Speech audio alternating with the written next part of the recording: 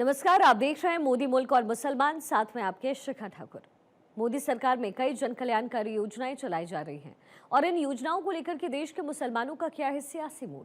प्रधानमंत्री मोदी के सबका साथ सबका विकास से कितने प्रभावित हैं मुस्लिम मतदाता, मुसलमानों तक कितनी पहुंची केंद्र सरकार की योजनाएं।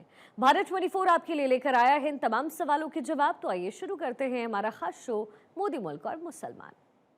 अभी चले जाए मार्केट में, जितनी खरीदारी हुई है आप उसका डेटा निकालिए। 60% उसमें शायद मुस्लिम लोग होंगे जिन्होंने धनतेरस पे खरीदारी करी। मोदी जी से कोई शिकायत नहीं है, एक अच्छे नेता हैं, हमें उनमें कोई बुराई नहीं दिखती। कम से कम मैं समझता हूँ 40% मुसलमान जो है वो बीजेपी से जुड़ा है और यही वजह है कि सरकार लगातार बनती चली आ रही है जब चुनाव हो रहा है। नमस्कार, आदाब। भारत 24 का स्पेशल प्रोग्राम मोदी मुल्क और मुसलमान देख रहे हैं आप, और मुरादाबाद की मुस्लिम आवाम से जानेंगे कि मोदी मुल्क और मुसलमान को लेकर क्या सोचती है मुरादाबाद की मुस्लिम आवाम। मेरे साथ इस वक्त बात करने के लिए पद्मश्री से सम्मानित दिलशाद हुसैन जी हैं, दरगाह के सज्जादा नशीन हैं, और भी मुस्लिम धर्मगुरु हमारे साथ बात करने की मौजूद हैं। मुरादाबाद एक्सपोर्ट डेवलपमेंट के नुमान मंसूरी जी हैं, सामाजिक कार्यकर्ता हैं मुस्लिम समाज को लेकर। आइए बात करते हैं। सबसे पहले आपसे शुरुआत करेंगे क्योंकि आप पद्मश्री हैं और सरकार ने आपको पद्मश्री से नवाजा है। मोदी सरकार को लेकर क्या सोचती है मुरादाबाद की मुस्लिम आवाम? मैं दिलशाद हुसैन, पद्मश्री अवार्ड से सम्मानित, मुरादाबाद यूपी। मुसलमान मोदी जी को अच्छा समझती है और अच्छे काम कर रहे हैं, और ख़ास तौर से दस्तकारों के लिए अच्छा काम कर रहे हैं। उसकी वजह यह है कि दस्तकार मैं भी हूँ और भी हैं, और मुरादाबाद के अंदर 2 पद्मश्री, एक मैं हूँ और एक यादव जी हैं। तो ये बहुत बड़ी बात है कि मतलब मैं पद्मश्री, और इस सरकार के अंदर मैं इसका बहुत सरकार का शुक्रिया अदा करता हूँ।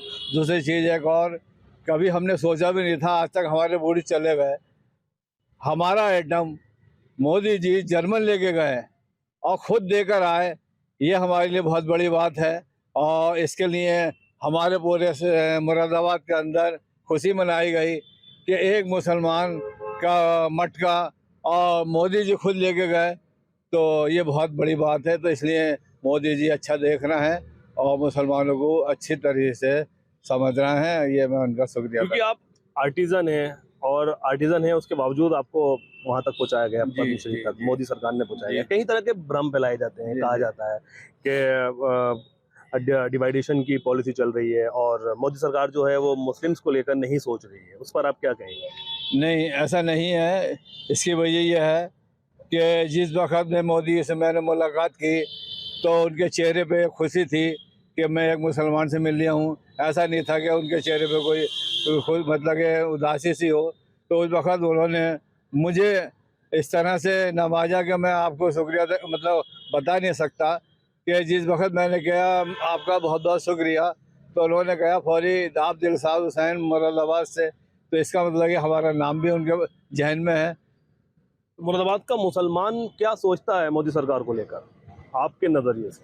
देखिए, मेरे नज़र में तो अच्छा सोचता है, और ख़ास तौर से दस्तकारों के लिए बहुत अच्छी स्कीमें हैं और दस्तकारों को वो समझ भी रहे हैं। मैं इसलिए ये बात कर रहा हूँ। क्या कहना चाहेंगे आप मोदी जी के लिए? मोदी जी के लिए मैं कहना चाहूँगा कि अच्छा मुसलमान सब बर्ताव है और ऐसे ही रहे, तो उम्मीद है कि आगे भी हम आगे बढ़ेंगे, और अभी हमें पद्मश्री के अलावा पद्म भूषण भी मिलेगा, भारत रत्न भी मिलेगा, ये हम उम्मीद रखते हैं मोदी जी से। अच्छा नुमान जी, क्योंकि आप एक्सपोर्टर्स से जुड़े हैं, मुरादाबाद डेवलपमेंट एक्सपोर्टर्स की जो एसोसिएशन है, आर्टिजन की एसोसिएशन है, आप उससे जुड़े हुए हैं। एक्सपोर्टर्स के बारे में आप बेहतर जानते हैं, कारोबार के बारे में आप बेहतर जानते हैं। क्या स्थिति चल रही है इस वक्त कारोबार को लेकर, और एक्सपोर्टर्स क्या सोचता है, क्या उम्मीदें रखता है मोदी सरकार से?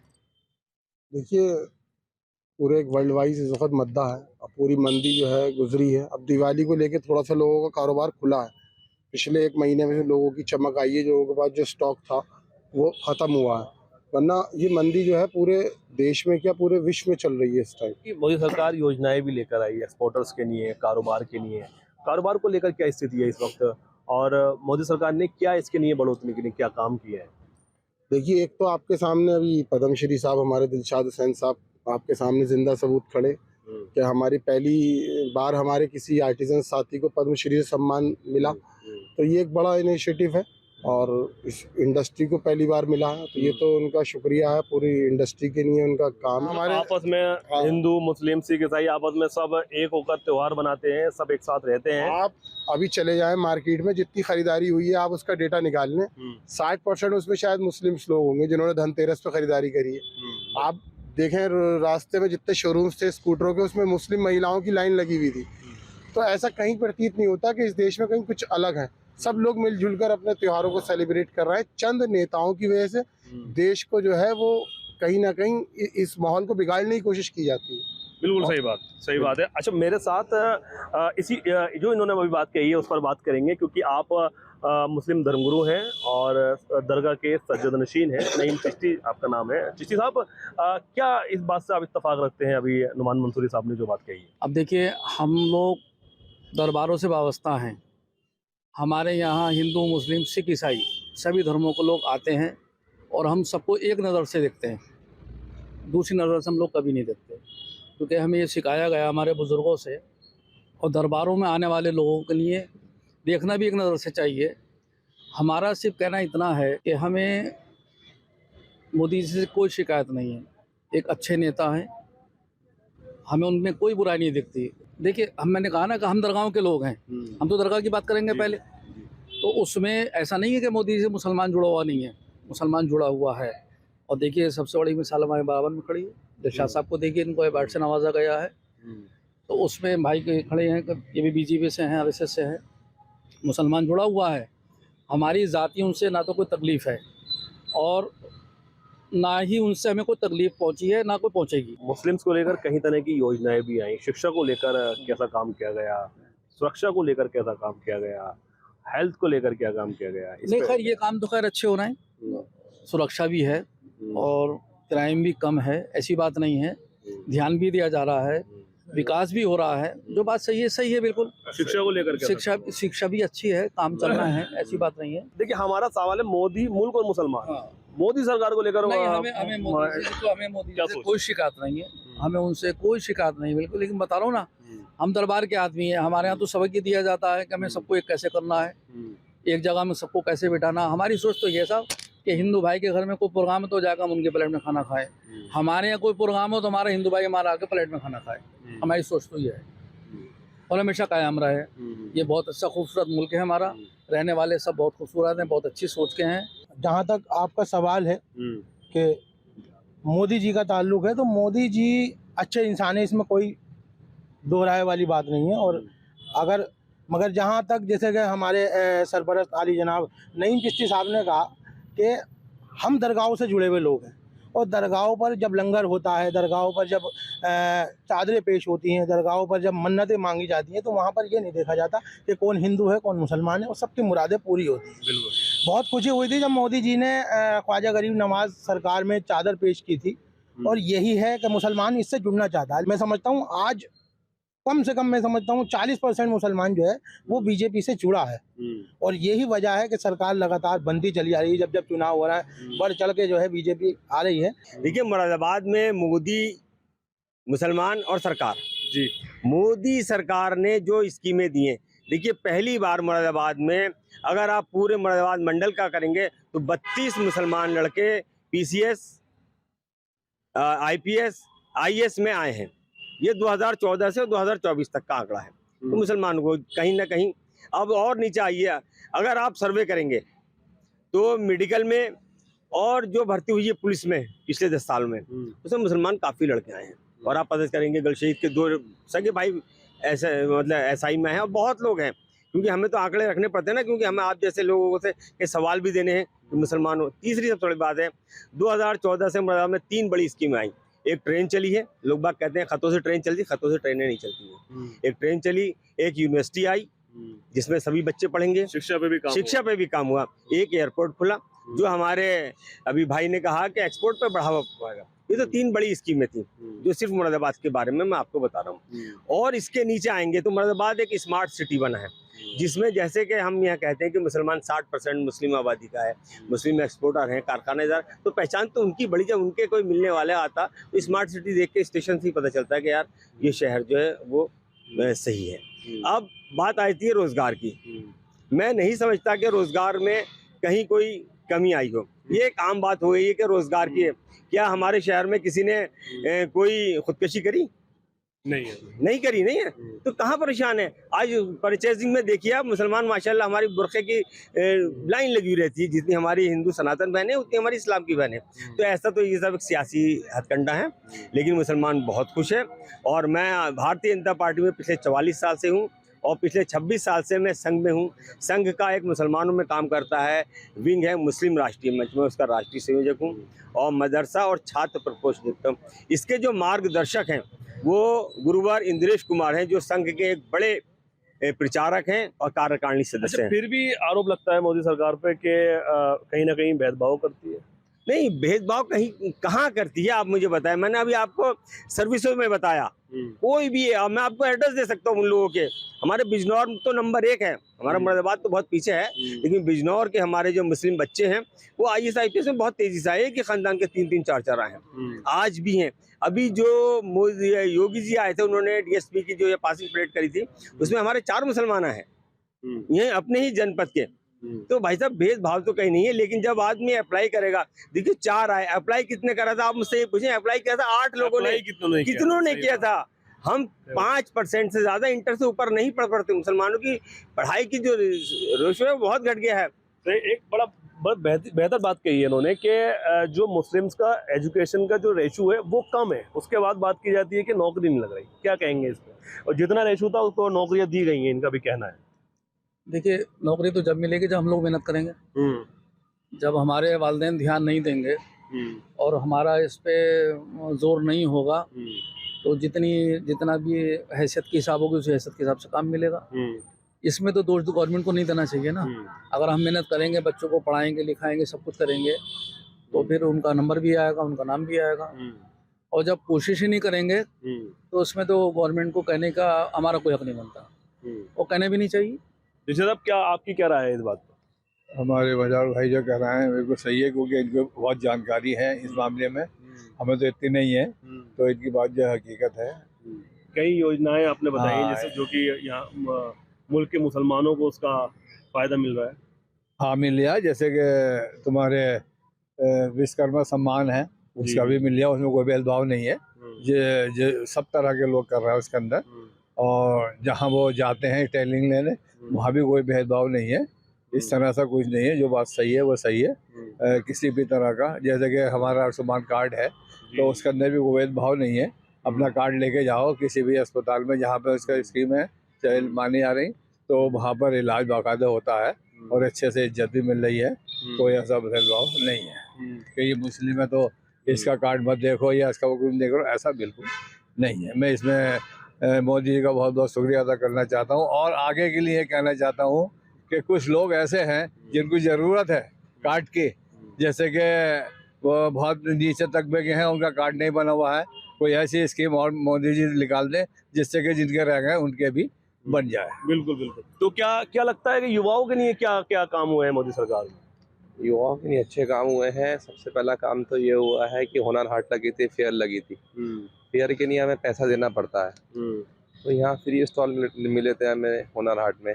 मुंबई, बेंगलोर, दिल्ली सब जगह हुनर हाट लगे थे और अच्छा मतलब रेस्पॉन्स मिला था।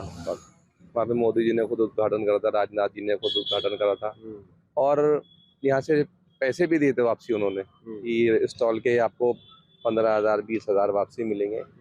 तो युवाओं ने लगाया और अच्छा बिजनेस करा होता, तो युवाओं के लिए अच्छा एक पैगाम था वो। आजकल मॉडर्नाइज है, जो हमने बड़े बड़े एक्सपोर्ट हाउस बनाए हैं उसमें मशीनरी है। जो 10 कारीगर काम करते हैं तो वहाँ एक मशीन काम कर रही है। इस वजह से उन लोगों को भी रोजगार चाहिए था। लोगों ने उसका अल्टरनेट ये सोचा कि हम रिक्शा, ऑटो रिक्शा चलाएं, वो भी प्रदूषण को खत्म कर रहा है। जो पहले हमारा वो था जो हाथ से करते वो मैन पावर थी, पावर तो कहीं ना कहीं तरक्की तो हुई है। वो अगर पहले अपने जिस्म की ताकत से दिन भर में 500 रुपये कमाता था तो आज वो बैटरी की ताकत से 1,000 रुपये कमा रहा है। तो रोजगार तो मिला है हर एक में।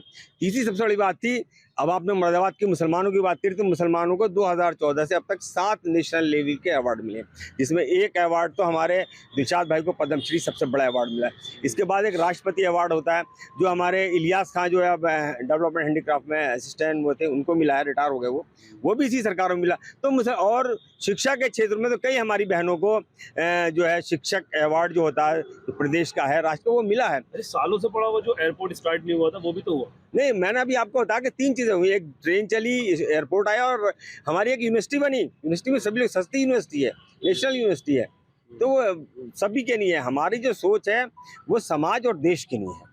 हमारे यहाँ किसी भी तरह का कोई भेदभाव नहीं आता। मैं संघ में 26 साल से, मेरी संघ आयु जो है वो 26 वर्ष है और मैं ITC OTC सब के रहे हूँ, संघ में रहता हूँ।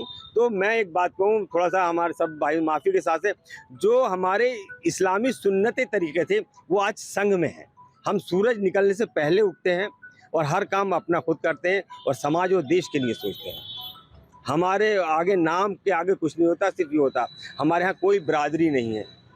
आप मज़ाहिर खान नाम पूछेंगे कोई नहीं बताएगा, मज़ाहिर जी कहेंगे तो आप सब बता देंगे। पूरा नाम क्या है? मेरा मोहम्मद मज़ाहिर खान, लेकिन अब वैसे मुझे जो पहचान है वो मज़ाहिर जी के नाम से मेरी पहचान है। और मैं इस टाइम मदरसा और एजुकेशन पे देख रहा हूँ और इसी के साथ मैं पिछले 2 टर्म मिनिस्ट्री ऑफ एजुकेशन में एग्जीक्यूटिव बोर्ड में मेंबर रहा। भाई मैंने जाके सबसे पहले वहाँ का बोर्ड चेक किया कि मुझसे पहले और कितने मुसलमान हैं, तो अफसोस हुआ कि मुझसे पहले जो सरकारें थी वो मुस्लिम परस्त थी, लेकिन किसी मुसलमान को उन्होंने एजुकेशन में एग्जीक्यूटिव बोर्ड में नहीं बनाया था। पहली बार किसी को बनाया तो वो संघ का आदमी बना, मज़ाहिर। अच्छा, अगर एक वर्ड में अगर पूछा जाए कि मोदी जी के बारे में, प्रधानमंत्री नरेंद्र मोदी के बारे में, तो कैसी शख्सियत है? जी, मोदी जी बहुत अच्छी शख्सियत है। जो अपराध करता है उसके घर टूटते हैं, चाहे वो किसी भी समाज का हो। उसमें अगर आप सर्वे करेंगे, नहीं तो आप मुझसे पूछे, मैं बताऊंगा आपको मुरादाबाद मंडल में या पूरे उत्तर प्रदेश में जितने अगर मुसलमानों को टूटे हैं तो उसमें हमारे और समाज के लोग, चाहे वो ठाकुर हो, पंडित हो। अगर इनकाउंटर हुए हैं तो सब समाज के हुए हैं, लेकिन वो बदमाश थे, वो समाज को कहीं ना कहीं नुकसान पहुँचा रहे थे। मोदी जी बहुत अच्छी शख्सियत के मालिक हैं। आप पर्सनली उनसे मिलेंगे, बात करेंगे तो बहुत अच्छा रहेगा। हमारे दिलशाद भाई और मुरादाबाद के बहुत से मुसलमान जो मेरे आते हैं या मुझे मानते हैं, मुझसे मुसलमान प्यार तो करता है लेकिन मेरे पास नहीं आएगा, किसी और के पास चला जाएगा। अच्छा चिश्ती साहब, आप क्या कहना चाहेंगे? आपसे ये अगर मैं सवाल करूं कि मोदी शख्सियत के बारे में बताएं तो क्या कहना चाहेंगे? बहुत छोटे वर्ड्स। देखिए, अभी जैसे मुज़ाहिर भाई ने कहा, हमारे जितनी भी तारीफ़ें मोदी जी की जा रही हैं वो अच्छी बात है और करनी भी चाहिए, वो तारीफ़ के लायक भी हैं। मैं भी उनकी तारीफ़ करता हूँ। मुफ्ती साहब, आप क्या कहना चाहेंगे? अगर एक वर्ड पे बात करें कि मोदी के बारे में क्या सोचता है मुसलमान, कैसी शख्सियत है? मैंने पहले ही लाइन बोली थी जिसमें मैंने बताया कि मोदी जी अच्छी शख्सियत के मालिक हैं और मोदी जी की शख्सियत कितनी अच्छी है इसमें कोई दो राय वाली बात नहीं है कि वहाँ से कोई भेदभाव नहीं है। लेकिन नीचे स्तर पर जब आए और योजनाओं का जहाँ तक लाभ का ताल्लुक है, योजनाओं में भी बहुत सी योजनाएं ऐसी हैं जिसका मुसलमानों को भी लाभ मिल रहा है और सभी जातियों को मिल रहा है। और ऐसा नहीं है अभी जैसे यहाँ पे ये क्या नाम है, मोदी जी विकास वाला ये मकानों वाला योजनाएं थी, तमाम इसमें हिंदू को भी मिले हैं मकान, मुसलमानों को भी मिले, सिख को भी मिले, ईसाई को भी मिले। तो यहाँ पर तो कोई भेदभाव नहीं है। 3 तलाक जो खत्म की गई है, ये भी मोदी सरकार ने खत्म की है। देखिए, जहाँ तक 3 तलाक का मामला है तो 3 तलाक का हमारी शरीयत का मामला था और वो ज़्यादातर हमारे आलिम लोग उसके बारे में जानकारी देंगे, क्योंकि मैं दरगाह का सज्जादा नशीन हूँ और मैं जो है मैं आलिम नहीं हूँ। अच्छा। तो इसके बारे में तो हमारे आलिम ही बताएंगे। मतलब मुस्लिम महिलाओं को फायदा हुआ 3 तलाक से? महिलाओं को भाई साहब देखिए, 2 बड़े फैसले करे मोदी सरकार ने। 3 तलाक का किया और एक हज को जाने की, जो हमारी बहनें थी जो नहीं जा पाती थी, अब वो अपनी अकेली भी हज को चली जाती हैं। तो ये 2 बड़े फैसले हैं। इससे मुसलमान समाज में फ़र्क तो पड़ा है। अब हम माने या नहीं माने, मुस्लिम वोट तो मोदी जी को मिल ही रहा है, चाहे भले ही वो 4% मिले या 5% मिले। हम वोट की राजनीति कर भी नहीं रहे, हम समाज को आगे बढ़ा रहे हैं। हमारी जो है तालीम, तहजीब और तरक्की। और आज मैं आपको बता दूं, मुस्लिम राष्ट्रीय मंच जो संघ का एक अनुषंगी संगठन है, जिसको गुरुवर इंद्रेश कुमार मार्गदर्शन है, वो आज हिंदुस्तान का सबसे बड़ा मुस्लिम संगठन है। हमारे पास 5.5 लाख मुस्लिम उसके कार्यकर्ता हैं और 312 ज़िलों में हम स्टेबल हैं इस टाइम। हिंदुस्तान के 22 स्टेट्स में और कैपिटल सैनिटरी में है। तो और उसका लीडर कौन है ये देखें आप, उसका लीडर जो पिछले 24 साल से चला रहा है वो इंद्रेश कुमार, जो संघ का एक बड़ा हुआ है। आज तक कभी आप जुड़ रहा है साथ में मुस्लिम आगे भी। जुड़ा नहीं, मुस्लिम बहुत बड़े काम किए हमने। हमारा नारा है तालीम, तहजीब और तरक्की। आधी रोटी खाएंगे, बच्चों को पढ़ाएंगे, ये हमने कहा है। आज मुसलमान हर हमारा जो बड़े बड़े दरगाह हैं, बड़े बड़े हमारे उलमा हैं, वो कहते हैं बच्चों को पढ़ाओ। भाई 60 साल से तुमने क्यों नहीं इस काम को, नहीं कोई डिग्री कॉलेज नहीं खोला, कोई इंटर कॉलेज नहीं खोला। एक संस्था 2023 में बनी थी, एक संस्था 2025 में बनी थी। 2025 में जो बनी थी उसकी लाखों स्कूल हैं, 2023 में जो बनी थी उनके मेरे ख्याल से पोरों पे भी स्कूल नहीं है। तो ये तो हमारी है, जिसके मैं किसी को दोष नहीं देता। इसमें हमारे बड़े लीडर भी दोषी हैं और हमारा मुस्लिम समाज भी है। आज मुरादाबाद का आप सर्वे करेंगे तो जितनी दुकानें खाने की खुली हैं मुसलमानों की, हर मोहल्ले को खाने का एक हब बना दिया गया। क्या किसी में कोई मुस्लिम कोई लाइब्रेरी है जहाँ वो पढ़ सके कि हमारी दुनिया में क्या हो रहा है, हमारे शहर में क्या हो रहा है? कोई स्कूल खुला है? अच्छा, अगर हमारे सनातन भाई मतलब मुझे माफ़ करना कहना चाहिए गोकुलदास, प्रताप सिंह और ये सब स्कूल नहीं खोलते, हमारी बच्ची कहाँ जाती? तो इस चीज़ को सोचने की जरूरत है, ना कि होटल खुलवाने की। कि हमारे बड़े बड़े उलमा, हमारे सांसद हैं, जाके होटलों का फीसा काट रहे हैं। ये भी तो कहते हैं कि भैया एक आध स्कूल खोल दो, लाइब्रेरी खोल दो। शिक्षा पे ध्यान नहीं दिया मुसलमानों ने, कहना इनका ये है, शिक्षा पे ध्यान नहीं दिया। ये तो खैर है, लेकिन अब ध्यान है जो पहले के मुकाबले पे। अब हर क्या नाम है, कारीगर भी है तो अपने बच्चों को भेज दिया है। उसका एक जहन बना हुआ है कि मुझे अपने बच्चों को पढ़ाना है। महिला सुरक्षा को लेकर क्या कहेंगे? 3 तलाक खत्म की, अब महिलाएं क्या लगता है कि संतुष्ट हैं इस सरकार में? हाँ, महिला खुश हैं, कोई ऐसा नहीं, खुश है। कोई बुरा नहीं कहता कि ऐसा वो मोदी ने अच्छा नहीं करा, वो नहीं करा। सही है। बहुत बहुत शुक्रिया आप सबका बात करने के लिए। तो ये थे मेरे साथ मुरादाबाद के लोग और मुरादाबाद के सम्मानित लोग थे मेरे, जिनका मोदी सरकार के बारे में सबने अपनी अपनी राय रखी। मुरादाबाद से भारत 24 के लिए अब्दुल्ला फारूक।